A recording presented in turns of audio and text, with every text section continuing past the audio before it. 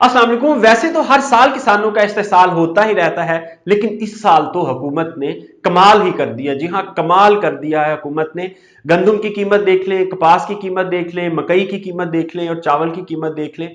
किसी भी शोबा में हुकूमत ने किसानों को ऐसे दबोचा है जैसे किसान पाकिस्तान के सबसे बड़े दुश्मन है। आज सबसे पहले गंदम की कीमत ही ले लीजिए।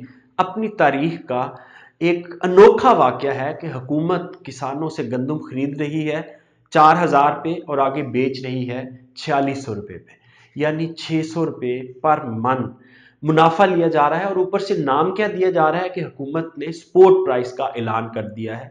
और अगर आप दोस्तों को मालूम हो तो स्पोर्ट प्राइस यानी इमदादी कीमत ये होती है कि मार्केट में चीज़ कम रेट पे मिल रही होती है, लेकिन किसानों को सपोर्ट करने के लिए हुकूमत सपोर्ट प्राइस देती है ताकि किसानों का जो डैमेजेस हैं, किसानों के जो लागत है वो ज़्यादा आ रही होती है और जो प्रोड्यूस है वो कम रेट पे बिक रही होती है, इसलिए इमदादी कीमत का लफ्ज़ यूज़ किया जाता है इसके साथ। लेकिन इंतहाई अफसोस की बात यह है कि गंदम की इमदादी कीमत जो है वो 4,000 है, लेकिन उसकी कीमत फ़रोख्त जो रिलीज़ प्राइस गवर्नमेंट ने फिक्स की है वो 4600 रुपये है। जी हाँ, 600 रुपये फी मन हुकूमत जो है वो किसानों से कमा रही है। तो फिर क्या मसला है? किसान बराह रास्त फ्लोर मिल्स को क्यों नहीं बेच सकते? किसान बराह रास्त प्राइवेट पार्टीज को क्यों नहीं बेच सकते? अगर हुकूमत ने बीच में से पैसे कमाने हैं तो फिर हुकूमत सब्सिडीज भी दे, खादों के ऊपर, बीज के ऊपर। अभी तक किसानों को 1 रुपए की सब्सिडी नहीं मिली, ना डीएपी के ऊपर, ना यूरिया के ऊपर, ना बीज के ऊपर। तो फिर हुकूमत किसानों की खरीदी हुई चीज़, किसानों से खरीदी हुई चीज़ पर 600 रुपये फी मन, किस हिसाब से ये खरबों रुपए बनता है? जितनी गंदम हमने प्रोक्योर करनी है उस हिसाब से ये करोड़ों अरबों नहीं खरबों रुपए बनता है।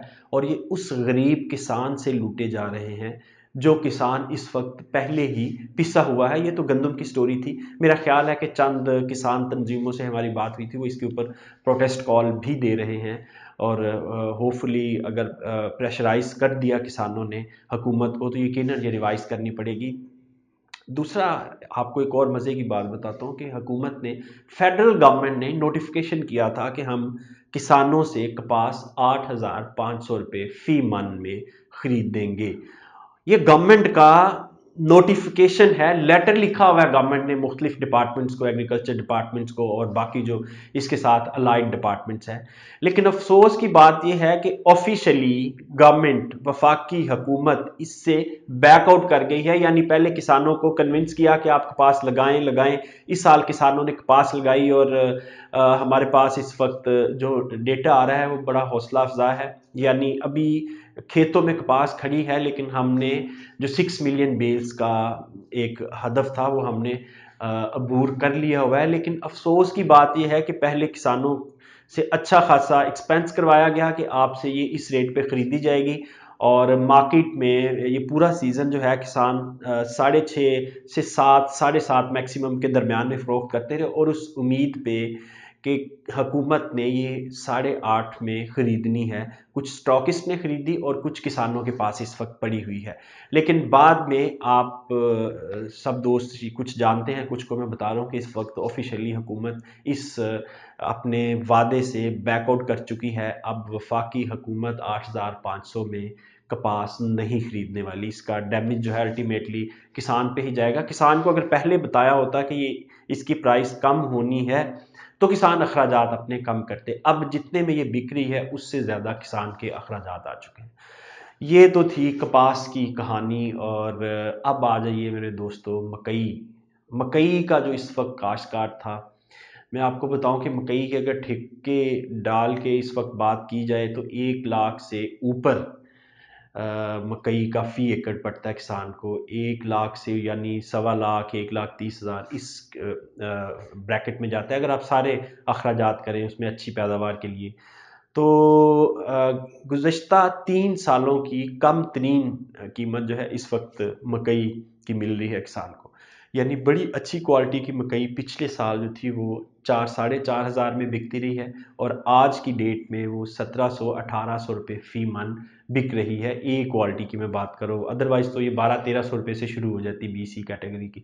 तो आप ये देखें कि हर चीज़ की कीमतें 30-40% बढ़ गई हैं, लेकिन किसान की जो कमोडिटीज़ हैं उनकी कीमतें मुसलसल नीचे आ रही हैं। तो इसका मतलब बड़ा सिंपली ये होगा कि इस साल अगर आपकी अच्छी पैदावार आई है कॉटन की भी और मकई की भी, तो फिर अगले साल किसान जो है ये चीज़ें काश्त नहीं करेगा और फिर हम एक वो शॉर्टफॉल में जाएंगे और उसका क्या नुकसान होगा कि सिंपली हमारी चीज़ें दोबारा महंगी हो जाएगी, फिर गवर्नमेंट इंपोर्ट करेगी, वही साइकिल जो चलता है। इस साल कपास लोकली अच्छी खासी प्रोड्यूस हो गई है, इंपोर्ट नहीं करनी पड़ेगी, तो इसका मतलब है कि कीमती ज़र मुबादला हमने कमाया। लेकिन इसी तरह का अगर सिनेरियो चलता रहा तो इसका मतलब है कि अगले साल फिर आप कॉटन इंपोर्ट कर रहे होगे, खजाने पे अच्छा खासा बर्डन होगा। इस मसला सिर्फ ये है कि हमारी किसान तंजीमें इस वक्त कमज़ोर है, कोई भी ऐसी तंजीम नहीं है जो आवाज़ उठा सके।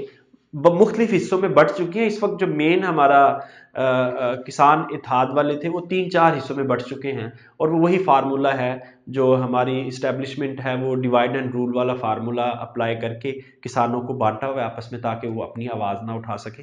मैं आपको 2 साल पीछे हिस्ट्री में लेके जाना चाह रहा हूँ कि इंडिया में फार्म रिफॉर्म एक्ट्स के नाम से जो 2 बिल आए थे और मुसलसल 6 से 7 माह की स्ट्रगल के बाद, प्रोटेस्ट के बाद, एहतजाज के बाद किसान सारे पंजाब के और बाकी भी सूबों के मिल गए थे साथ। वो 7 माह सड़कों पे बैठे रहे और मोदी जैसे जाबर और ताकतवर वजीर आजम को किसानों के आगे घुटने टेकने पड़े थे और अपना जो एक्ट था, सारा निज़ाम था, उसने असम्बली से पास किया और उसका बिल बन गया और इम्प्लीमेंट हो गया, वो बैकआउट कर लिया। तो वो सिर्फ ये था कि किसान मुत्तहिद थे और अपनी कॉज के लिए वो लड़ते रहे। लेकिन पाकिस्तान में बदकिस्मती से ऐसा नहीं है। यहाँ कोई भी ऐसी तंजीम नहीं है जो किसानों के लिए खड़ी हो, किसानों के राइट्स के लिए खड़ी हो और अपनी बात मनवाए। तो किसान भाइयों, जब तक आपकी यूनियन में स्ट्रेंथ नहीं आएगी, आप मुत्तहिद नहीं होंगे, ये आपका इस्तेसाल ऐसे ही होता रहेगा। आपसे ऐसे ही 4,000 में खरीदी जाएगी गंदम और 4600 में बेची जाएगी। आपसे ऐसे ही कॉटन 5-6 हज़ार, 6,500 में खरीदी जाएगी और आगे जब आपके पास कॉटन नहीं होगी तो स्टॉकिस्ट जो है, जो स्टॉकिया है, वो फिर आगे 8-10 हज़ार की बेचेगा। इसी तरह चावल के साथ हुआ है, इसी तरह अब मकई के साथ हो रहा है। इसी तरह आपकी मकई की एक्सपोर्ट जो है वो नहीं होने दी जा रही, बीच में कुछ हर्डल्स हैं, पूरी तरह एक्सपोर्ट नहीं होने दी जा रही, वरना एक्सपोर्ट अगर शुरू हो जाए तो आज ही इसका रेट अच्छा हो जाए। तो बाकी भी मामला किसान भाइयों ऐसे ही हैं। पिछले साल आपका 3900 रेट था, जो आपकी महंगाई की शरह है वो 30% बढ़ी है और ये आपकी जो गंदम की प्राइस है ये 3% बढ़ी है। तो इसका मतलब है बाकी चीज़ों के साथ भी ऐसे ही है। तो जब तक किसान भाइयों अपने हक के लिए आप खड़े नहीं होंगे, ये आपके साथ ऐसे ही होता रहेगा। इजाज़त दीजिए, खुदा हाफिज़।